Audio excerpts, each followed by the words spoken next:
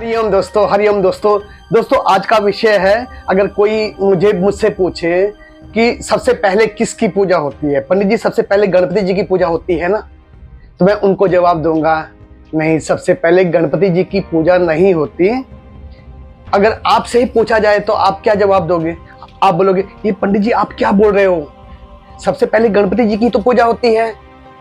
दोस्तों नहीं, सबसे पहले कभी भी गणपति जी की पूजा नहीं होती। अगर आपसे यह प्रश्न पूछा जाए कि सबसे पहले किसकी पूजा होती है, तो सबसे पहले पंच तत्वों की पूजा होती है, क्योंकि हम हमेशा पूजा पाठ करते रहते हैं। हमको मालूम है ना कि सबसे पहले हमको किस किस को पूजना है।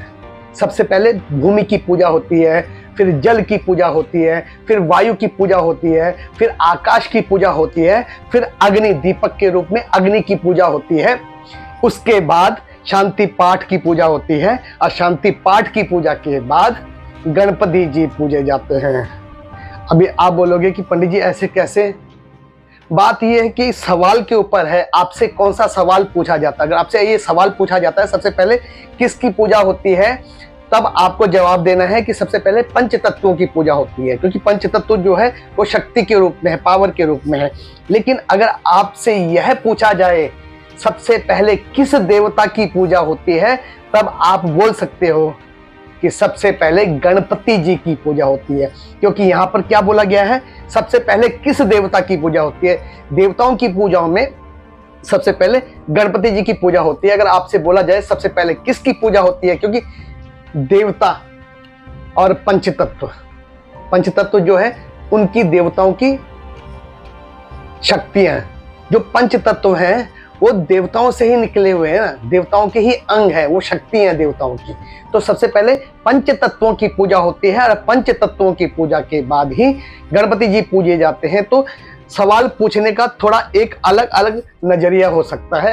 अगर कोई बोले सबसे पहले किसकी पूजा होती है, तो हम तो यही बोलेंगे कि भाई सबसे पहले भूमि की पूजा होती है। सबसे पहले मंगलम भगवान विष्णु मंगलम गरुड़ध्वजा मंगलम रेखाक्षा मंगलायतनो हरि मंगलम लेख कानांत हो पाठ कानांत मंगलहा मंगलम सर्वलोकानाम भूम्यर भूपति मंगलहा। भूपति मतलब भूमि का जो भूपति है, भूमि देवता, उसकी पूजा होती है। फिर गंगा आदि सर्व तीर्थों का आह्वान करते हैं।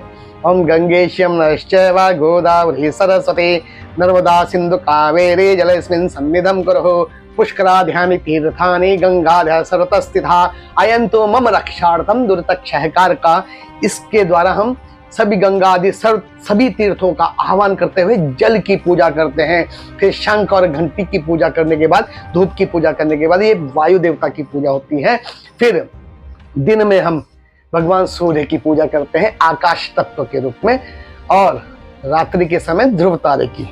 तो ये आकाश की पूजा हो जाती है। फिर दिए की पूजा होती है। जयंते मंगला काली भद्रकाली कपालिनी दुर्गा क्षमा शिवा धात्री स्वाहा स्वधा नमस्तते।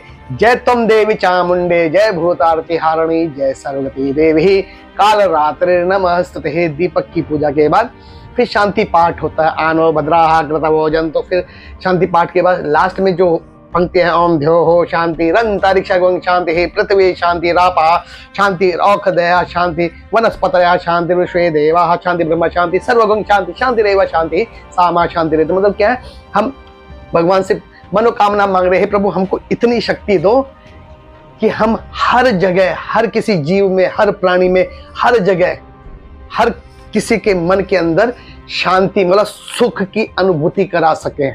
ये नहीं बोला जाता है भगवान मुझे ये दे दे, भगवान को रिश्वत दे के हम आगे नहीं बढ़ सकते। भगवान से यही मांगते हैं कि भाई हमको सत्कर्म करने का मार्ग दे। सत्कर्म करने का जब हमको मार्ग मिलेगा, तभी जाके हमारे जो भाग्य के अंक होंगे वो बढ़ेंगे, क्योंकि हमको कर्म ही करना पड़ेगा। बिना कर्म के हम आगे बढ़ नहीं सकते। तब भगवान श्री गणपति जी की पूजा होती है। सम्मुख कपिलो गजकर्ण का लंबोदर विकट विघ्ननाशो विनायका धूम्रकेतुर्गणाध्यक्षो भालचंद्रो गजानना। इसी प्रकार सबसे पहले पंच तत्वों की पूजा होती है, और पंच तत्वों की पूजा के बाद भगवान गणपति जी की पूजा होती है। उसके बाद फिर सभी देवताओं की पूजा का विधान हमारे धर्म शास्त्रों में रखा गया है। हरि ओम तत्सत।